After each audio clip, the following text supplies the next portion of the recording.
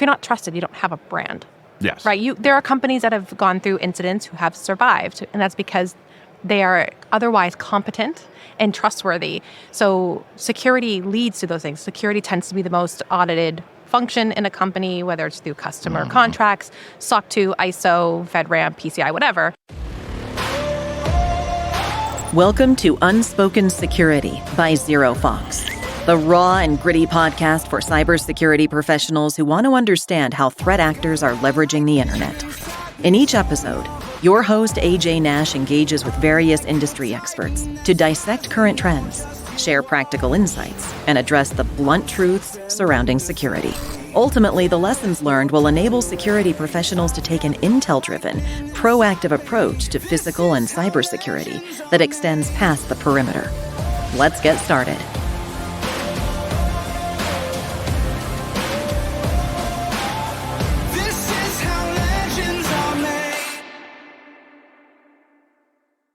Welcome to another episode of Unspoken Security. My name is AJ Nash. I'm your host. This show is brought to you by ZeroFox, as you know, and as you can see by the background, a little different this week. We're at RSA Conference. So we're going to have a special edition of the show, a little bit shorter, a little bit quicker, because there's just not enough time around here. But we have an amazing guest today. I'm really excited to have a chance to talk with her. It's Kayla Williams. Kayla is a 10-year cybersecurity veteran, currently serves as the CISO at Devo. For those unfamiliar with Devo, this is not the new wave band from the 70s and 80s. And if you're not old enough to know that joke, I don't want to hear about it. This Devo is actually a cybersecurity firm. They replace traditional solutions with real-time security data platform that includes security information event management, that's the SIM, of course, security orchestration, automation and response, your SOAR, and user identity behavior analytics, UEBA. I don't know if anybody ever calls it UEBA, but I did. Before her current role, Kayla held various roles on both sides of the Atlantic Ocean, primarily focused on governance, risk, and compliance, which we're going to talk about. Really interesting stuff. She's a graduate of NYU Polytechnic School of Engineering, so she's way smarter than I am. She also has a master's degree in project management from LaSalle University. So, anything in that bio that I missed, Kayla? Anything else you want to add about yourself? No, I like dogs. We'll add that. I like dogs too. There we go. Perfect. That's awesome. What kind of dog do you have? I have two. They are pit bull mom and dad. Oh, mom cute. and son. I don't know why I just said dad. Mom and son. That's Yeah. okay. Listen, it's a long I'm tired. week. It's a long week. It's a long I asked for milk morning. in my cappuccino. That's how tired I am. But This is how it works out here. We all know. So no sweat. I got a Wheaten Terrier and a Hound mix, and they're totally different dogs, and I love them both in very different ways. So I'm also a dog person. And most people who watch the show know they've seen Riley the Wheaten on more than once. Myrtle the Hound hasn't made an appearance because she's even louder than I am. So we try to keep her off mic if we can. All right, so listen, I want to jump into this show quickly because, again, we're doing this on a much shorter time frame than usual. Let's do it. The topic for today is evolution of the CISO. CISO, every company has a CISO, right? There's a lot of different paths of getting there. I think everybody knows CISOs who are super technical and some that are less so, and all these different ways of getting there. Yours is really, I won't say unique because I can't prove it's unique, but certainly unusual. I haven't seen a lot of people, you came up through governance, risk, and compliance, Yep. right? And most folks are more on the technical side. I'm an Intel guy. I'm excited to see Intel people start getting there too. Yep. But GRC is not really like the standard path. You don't see a lot of that. So the first question I want to ask is, what do you see as the benefits and challenges of moving into a CISO role from that non-traditional background like GRC? So the pro is being able to speak the business. I have a great collaborative relationship with folks that are my peers and above and with the board because I can take security and make it relevant to their different functional departments. And I can make it kind of land at home for them. I would say a con is, it's not often, but sometimes there are people who are like, you've never written a line of code. How can you tell me how to secure something, right?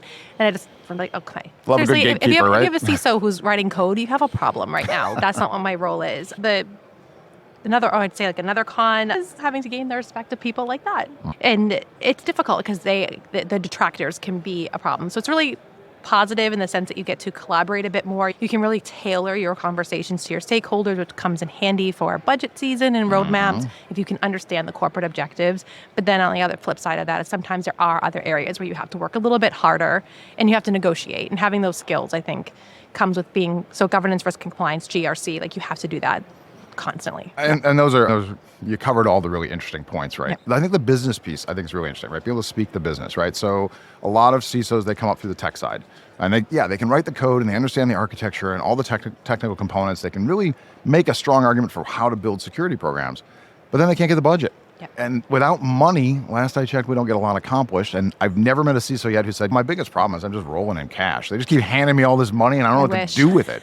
Right. Yeah. I'm going to ask a question I'm assuming, but I don't want to assume. So with governance, risk, and compliance, there's a lot of communication in that, right? You have to build relationships. You have to sell the processes of what you're trying to accomplish, right? You have to really gain trust and some of the things you mentioned.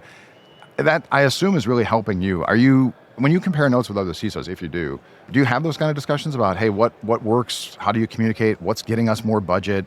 How are we justifying it better? Everybody needs it, but it's about how do you justify it? Does that help at all? Have you had those discussions? Yeah, we talk constantly. There's a lot of different groups. And I was actually on a panel on Monday here at RSA, and every single CISO that was there was like, we have to do better at documenting things. And I'm like, oh my gosh, that's GRC. That's exactly what I do. And having people that are technical writers for those that are engineers or the other teams that just don't like to document things, just want to move fast and innovate. Being able to have things documented, it makes it a lot easier to do GRC, to get through your audits, which no one likes audits, right? No. Yeah, you're rolling your eyes. That's been my life. Being able to collaborate and document and have an alignment to your business goals and objectives and very clearly be able to articulate, hey, security helps with sales. Because security builds trust. Collaboration builds trust. You cannot sell if your customers don't trust you. And it is full circle now where security is no longer a cost center. We are a growth driver. And really? Every company is a data company now. Sure. And if you're not able to prove that you can be trusted with data, you're not going to get it.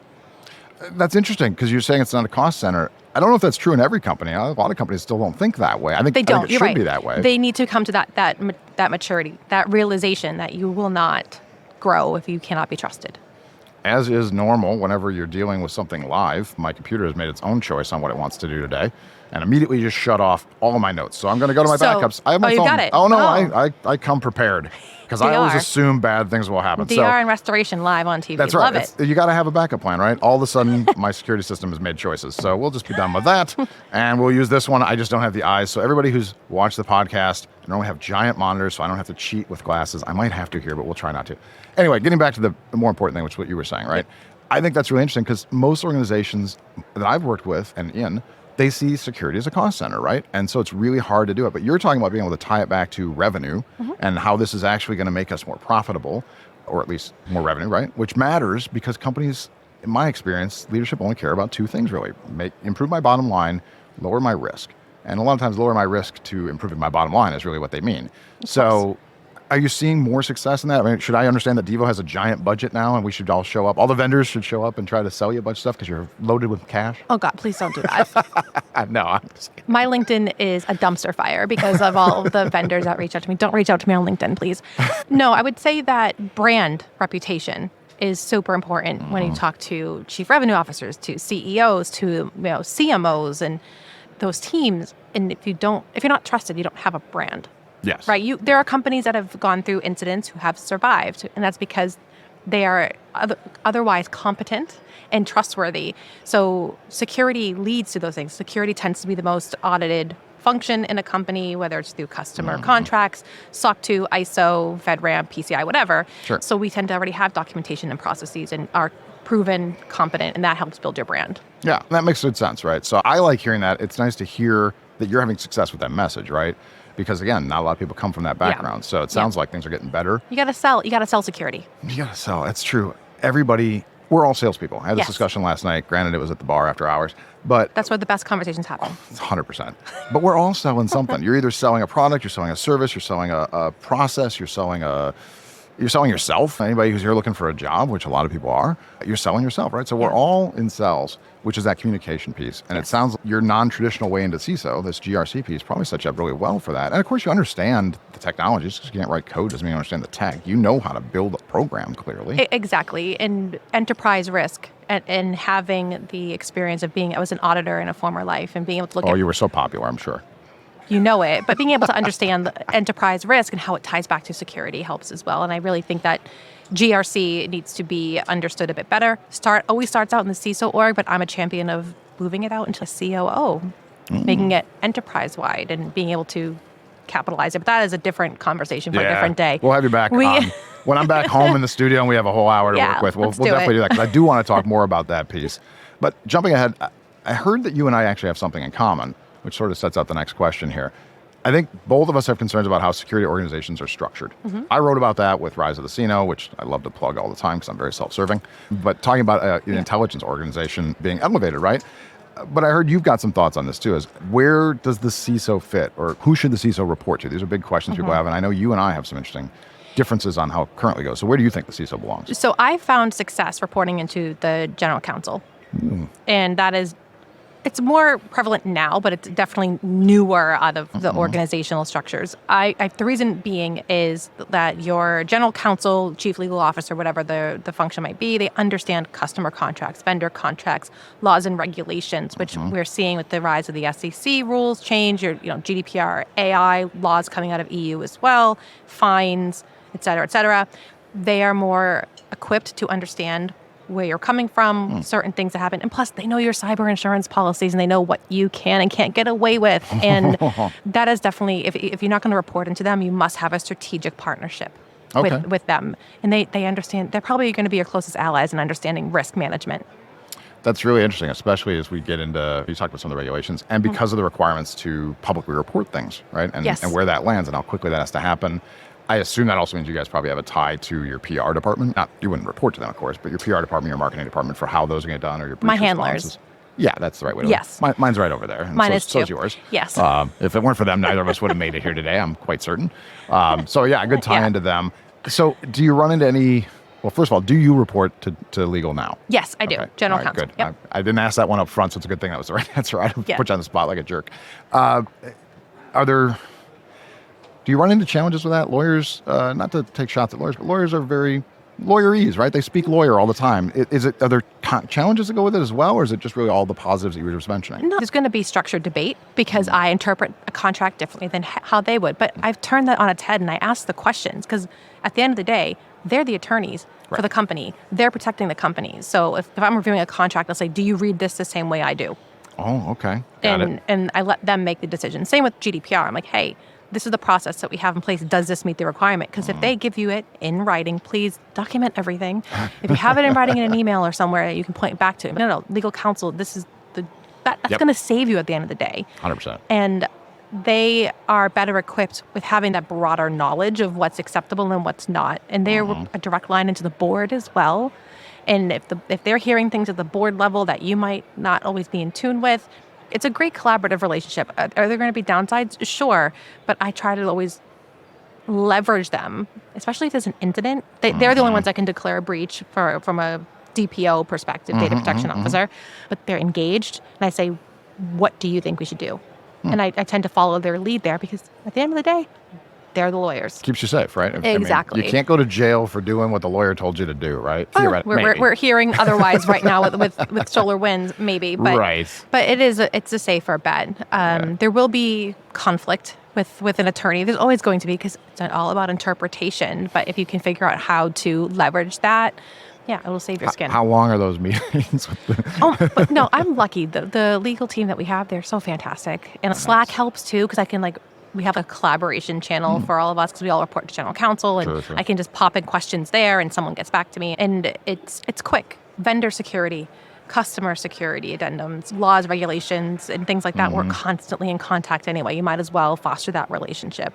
Buy them beer or insert appropriate drink here because maybe they don't drink and that's okay. Take them out. Yeah, well, and Slack gives you a record too. It gives you a running record of those conversations. Again, I'm with you. I like documentation, but I'm lazy, so I love documentation that takes care of itself. You have a conversation and it's auto-documented. I'll save a lot of emails and I don't have to document things later. Before I move to the last question, it's interesting. In Intel, we run into this sometimes too. Legal protection is really important in Intel because there are things you can cross. I had a team years ago, and we were really lucky. We had a lawyer. We had our own lawyer. He was part of the GC team, but he wasn't GC himself. We had our own lawyer. And I used to say, and I'm curious of your thoughts here. I used to say, to me, there's two kinds of lawyers. There's lawyers that start with no and make you get them to yes. And there's a lawyer who goes, that's interesting. Let me see how we can make that happen. And we were really lucky because I had the second kind of lawyer. John was fantastic. I won't give his last name and screw it up for him. But every time we asked a question, his answer, and it could be ridiculous. He'd be like, if it was out and out illegal, he'd say no. But he'd be like, let me check. Let's see how we get to yes. Have you run into those kinds of lawyers that some are more of a no and you got to prove your point, or are they more collaborative and trying to get you there? It's a mix of both, but I think that's what CISOs are. You have two types of CISOs. It's 100%. absolutely not, no way, we're going to chat GPT, we're going to shut off all AI, and we're never going to use it. Or it's a no problem, and it's let's document it, let's figure out a way to be collaborative. So I think these are two very similar types of leaders that you run into in both general counsel and security. And in today's day and age, you are not going to survive if you constantly say no, because you can't innovate. You block innovation by saying no all the time. Sure, if something's illegal, go for it, say no. Well, clearly, yeah. But if it's something that's going to help benefit the business, find a way to yes. So you're one of those people that I am tries one to of get those. the yes. Yeah. I would rather say yes and not be a hindrance, and then people are going to be more likely to collaborate. We can start building security in from the beginning instead of patching it on at the end where it's going to be flimsy and fall apart or cost more money. So I think you have to be able to negotiate. You have to be able to understand value and your corporate objectives and where you're going. Because if you're always saying no, you're not going to have a job for long. But yeah, and as you said, you're not going to have teammates for long, right? This is a team game, and you got to have people that Absolutely. like you. And if people get to the point where they just don't like you, they'll work around you. That's how you get all that shadow IT. She's going to say no anyway. Just go build the thing, and we'll cover you later if it goes bad, Exactly. right? I'm sure you'll love hearing that kind of thing later Always, on. yeah. So exciting. All right, so the third question we've got, for anybody at home, listen, I normally read these off a screen. I'm stuck reading today, so you don't get the subtleties. I haven't been a CISO for a couple years now. What do you think are the most important qualities people don't talk enough about when it comes to being a successful in the role? Now, I know we already talked about a couple, so we got a little ahead here, but what are those important qualities to be a CISO that people maybe don't talk enough about, they don't really highlight enough? EQ. EQ. Yeah, having All right. the emotional intelligence is so important in today's day and age, in particular where burnout rates are higher than ever. I know you're passionate about this I am very discussion. passionate You about gave it. a presentation on this today, right? On Yesterday presentation? at 2:30 with cyberminds.org. Please stop by Devo's booth and we'll scan They won't get $10 this in time. donation. This isn't going to go live Oh, till we're that's home. right. Well, I'm They're gonna telling you miss that. then. You can come stop by and we'll I scan will. your badge. I totally will. And cyberminds.io is awesome, by the way. Not for profit. I definitely recommend them as well. Yes. And like being able to recognize, especially where teams are so disjointed now and global, if you know someone is not themselves, if you're seeing that they're exhibiting signs of burnout or exhaustion or frustration, recognizing that and being like, hey, do you need some time off? Can I take something off your plate? Let's talk. Because if your employees feel like they're being looked after and they're being appreciated and understood, as a leader, it's your job to do that. And I've had people who are neurodivergent, who all of a sudden like were shy, calm, cool, collected, all of a sudden yelling, not at me, but just yelling about frustration. I'm like, oh, okay, take some time. Yep. Go ahead. We'll take everything off your So plate. you don't just fire that person, right? No, you get can't that do that. They're humans. No, they're humans. And people, especially in security, where you're on constantly in Slack and Teams and Zooms and whatever, you need to be aware that there's a blurred line between home and work now in most companies, and the fiduciary responsibility I think all security professionals feel to their companies, their customers, the market. You do feel that pressure. So it's important to have and lead with EQ and set the example. Take time off yourself. I know when I start hard. yelling at my kids and my husband and I'm like, oh, I'm so stressed out. And I'm from Boston. I swear a lot too. I'm like, okay, like probably need to take a day. Yeah. That's great to hear. So Yeah. you're the kind of leader who gets that people are people, and just because somebody flips out, instead of going, let's get rid of them, it's, hey, how do we help this person, Yeah, you right? have to understand it. Take care of them. And be flexible too. Right. Like, It's a let them take competitive time. market now for talent. Like people like you are the ones who are going to attract talent and keep talent. People who I hope don't so. think that way are going to lose talent, and there's not enough talent to go around. So I love hearing that. You're a communicator. You care about people. You're actually focused on the work, but you're not all technical. You've got all this documentation. It sounds like you're a really good CISO, quite frankly. So if anybody's looking for a gig, Devo might be a good place to check out. I don't know if they're hiring or anything. And I don't own any stock in Devo, so if anybody's wondering, this isn't self-serving. All right, we're running down on time a little bit, so I want to get to the closing question, so we have time to dig into this one. Everybody knows the name of the show is Unspoken Security, and so with that in mind, I ask every guest the same question. Tell me something you haven't told people before, something that so far has been unspoken. So I've got two. Oh, good. We got time for it. I actually gave us extra for this one on purpose. My so first I'm excited. one is I've had 4 names, last names. I know. And I didn't even know about the first one. Are you like born identity? Do you have passports for all these different I people? wish. That'd or- be cool. No. So I found out when I got my first passport that my mom had my name changed. So I was raised by a single mom. So I was born with my dad's last name, Donovan. And when he decided to leave and do whatever it is that those people decide to do, my mom had my name changed to her last name, which is the Greek last name, Jamides. I had that. And then I got married when I was 20. I was an Army wife. So that was Richardson. And then now I am a Williams.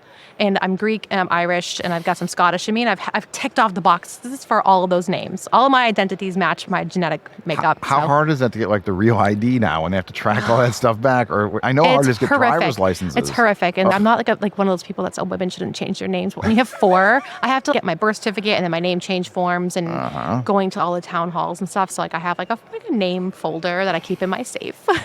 I it's admit, just funny. That's so funny. Yeah, and I admit, I grew up, I was one of those guys that when I get married someday, I want my wife's going to change her name. I don't know why, because guys do that. It's traditional. It we'll is. say that. Yeah. We'll just leave it at that. But now I'm far enough along and I've seen it. I'm like, yeah, I think I get it now. It is such a pain to change your Yeah. credit cards and your visa Your social stuff security number. So that social security card is a nightmare, I just right? go to the office now. Yeah. They're like, hey, Kayla, you're back. What's going on? You get frequent flyer. They punch your ticket. Yeah. Like, all right, 3 more names and you get a free one, right? But I don't even have like a cool story. I wasn't like a bank robber or an international Not spy. that we know of. Yeah. Not yet, at least. Yeah. You know, I'll be checking out Kayla later. We'll do some research on this. If anybody's out there open sourcing Kayla Williams, she's a CISO at Devo. Yeah. Start checking those names out. We'll find out if I had she's a spy. some sleeper words that could be said too, I'm fine with that. Cucumber.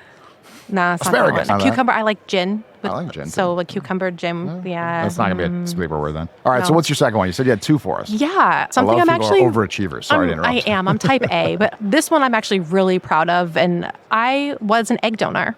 Really? Yes. I heard that's really painful. It wasn't fun. I was super hormonal. But no, I had my first daughter when I was 23 years old, and I was like, okay, I'm done. I'm not going to have any more. I got divorced. I'm the third name. And I was like, you know what? There's so many fabulous people and families out there that want to have children that can't. One of my friends was working in infertility. She's like, why don't you go be an egg donor? And I was like, yes. That's awesome. So it's all anonymous and things like that. But the great thing is about being in the United States is that you can sign paperwork that says, I will never try to find the children, but if they want to find me, which again, not knowing my dad and having a child, like all the questions that you have to answer about your personal family health, I was like, I want them to have the opportunity. Yeah. So I did that. And then the families, because I never met them, but the families came back saying, would she be willing to do more so they can have siblings? Oh, how So cool. I've done that a few times. And then I ended up having a second child. So I'm a little too old now. I don't think I can do it. Geriatric pregnancy is not, I don't want that You're not that kind moniker. of old, but I get what you're saying. No, Yeah. it is. Yeah, for 35. I was a geriatric comes at a really young number for this. So yeah. Yes. The medical community is great with that. It's super. But I think that's a really cool, fun fact that I'm obviously now telling the world, which is fine. If you are an opportunity to do something like that, it's more common for men to be donors, but for women, please go and do it. The It's such a process wonderful is a little thing. different for men. It's less painful. It is, but it's such a great thing to be able to give family to someone who's deserving. And it is so expensive, and they're paying for all your medication. So they are investing in this. And it was one of those things that pulls at your heartstrings. And I'm really proud to say that I've been able to give someone family that deserve it. It's incredible generosity. I'm impressed. Like I've done a bunch of these now, and I get a lot of people's things, and I don't want to put down anybody. They've all been amazing. That one's really impressive, though. That's an amazing amount of generosity. And again, I'm aware that's not an easy process. When guys say they've done it, yeah, it's an easy process. Like we can donate. We won't go into any details. Everybody who's listening as an adult understands. Yes, they can look it up. Yeah, nobody's cheering us on, okay? We're not doing anybody any favors.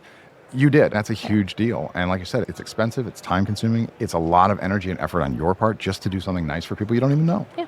I'd come work for you.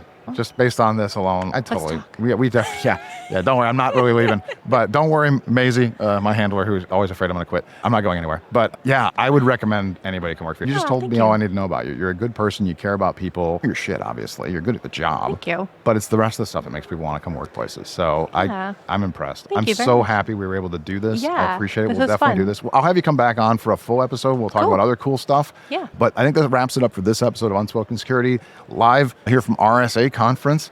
Thank you, Kayla Williams from Devo, for coming and talking to us about some really cool stuff, about your unique path to being a CISO, and also some amazing stories about your personal life. For that, I'm going to wrap it up here. We're going to get out. We'll do some post-production, hopefully get this thing out to the world really fast. And I'll get out of the way because RSA's got more people who need to have our booth. Yes. So let's call it. Great. Thanks very much. Thank Appreciate you. it. That's a wrap for this episode of Unspoken Security, brought to you by ZeroFox, the only unified external cybersecurity platform. If you enjoyed this episode, follow us wherever you listen to your favorite podcasts. See you next time.